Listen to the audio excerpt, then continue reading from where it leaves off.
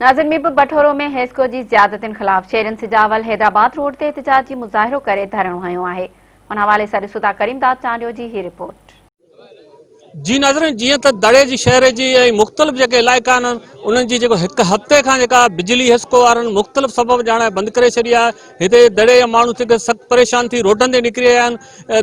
अरबाब वज़ीर मेमण जेको ज़िले जो पीपी ज़िले जो अॻूणो जेको सदर आहे उनजी अॻुवाणी में मीरपुर भठोरे में हैदराबाद सिजावर रोड ते अछी मोरी स्टाफ वटि धरणो हयो वियो आहे, जंहिंमें सवे माण्हू शरीक आहिनि। उनजो असां उनखां हाल हवाल वठंदासीं त वधीक उनजा वीचार छा आहिनि। बाबडा इंतजामिया तरफ़ां जेका नाइंसाफ़ी आहे उहा दूर थियणु खपे। डिडक्शन बिल, एक्सेस बिल जेके से बंदि थियणु खपनि ऐं 6 कलाक जेका बिजली मिले थी, 14-18 कलाक लोड शेडिंग आहे, उनजे बावजूदि बिल ॿीणा टीणा कढिया था वञनि ऐं कुंडा सिस्टम तहत जेके मंथलियूं वरितियूं थियूं वञनि उहे सभई असां ते जेके लॻायूं थियूं वञनि उहे सभु बंदि कयूं वञनि। अॼु माण्हू मजबूर थी करे असांजे ज़िले साबिक़ सदर अरबाब वज़ीर अहमद मेमण साहब जी क़यादत में सभु माण्हू सॼी आवाम ते गॾु थी चुकी आहे ऐं हिन वापडा जे ख़िलाफ़ धरणो जारी ऐं सारी आहे। असां गुज़ारिश था करियूं सिंध गवर्नमेंट खे त हू जेको नोटिस वठी वफ़ाक़ी हुकूमत खे जेको चवे त हिनखे फौरी तौर ते जेको आहे एक्शन खे बरतरफ़ करे सिजावर ज़िले जी बिजली बहाल कई वञे। एतिरी ज़्यादती वापडा वारनि कई आहे। इमरान खान हुकूमत सिंधी माण्हुनि जो हिकिड़ो मुआशी क़त्ल करण सां गॾु हिकिड़ो इंसानियत जो क़त्ल बि करे पई।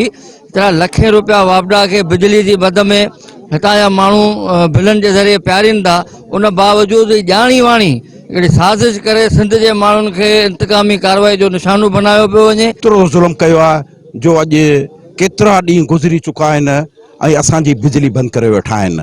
ऐं एतिरे क़दुरु जो हिते माण्हुनि खे पाणी कोन थो मिले, माण्हुनि खे अटो नथो मिले, जेके कारखाना बंदि पिया आहिनि ऐं माण्हू जेके बि बिजली जा बिल पियारीनि था उन्हनि जी लाइन चालू करण जे लाइ तयारु कोन्हनि। ही चाहे थो त मंथली वधाइजे।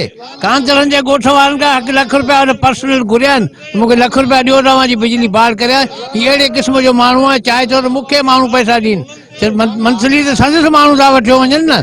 खेसि हिसो पची त बिल्कुलु मिलंदो थो। मुतालबो था करियूं त हिनखे हटाए। सूरत हाल तमामु जेको तो ख़राब आहे ऐं हीउ जेको आहे सो बिजली बंदि करे वेठो आहे। ज़बरदस्ती जिन माण्हुनि जा बिल आहिनि उन्हनि ते डिडक्शन हणी वेठो आहे ऐं हिनखे माण्हुनि खे तंग करण में मज़ो ईंदो आहे। इन करे असां हीउ एहतजाज कयो आहे। साहब जी क़यादत में वापडा जी मुसलसल नाजाइज़िन जे ख़िलाफ़ हयो वियो आहे। असां जीअं सिंध क़ौमी महाज़ तरफ़ां हिन धरणे जी मुकमल हिमायत कयूं था ऐं इहो सहकार अरबाब वज़ीर मेमण साहब सां मुसलसल जारी रहंदो। ऐं एक्सीएन जेको आहे अमीर मेमण उहो जॾहिं बि हिते ईंदो आहे त उहो हिते अची दड़े ऐं भठोरे माण्हुनि खे जेको आहे तंग कंदो आहे ऐं उन्हनि खां पैसा बि वठनि था, मंथलियूं बि वठनि था, बिल बि माण्हू जेको आहे जमा कराइनि था, पोइ बि जेको आहे उहो लाइट बंदि करणु या सरासर जेको आहे उहो हितां जे माण्हुनि सां सख़्तु ज़्यादती आहे। ऐं हीउ धरणो जेको अॼु अरबाब वज़ीर मेमण जी क़यादत में जेको लॻो आहे, असां बिल्कुलु उनजी हिमायत था करियूं ऐं अॻियां बि जेका बि जदोजहद थींदी उन में असां गॾु हूंदासीं। महिरबानी। कैमरामैन इंतज़ार खटी सां गॾु करीमदाद चांडियो, मेहरान टीवी न्यूज़, मीरपुर भठोरो।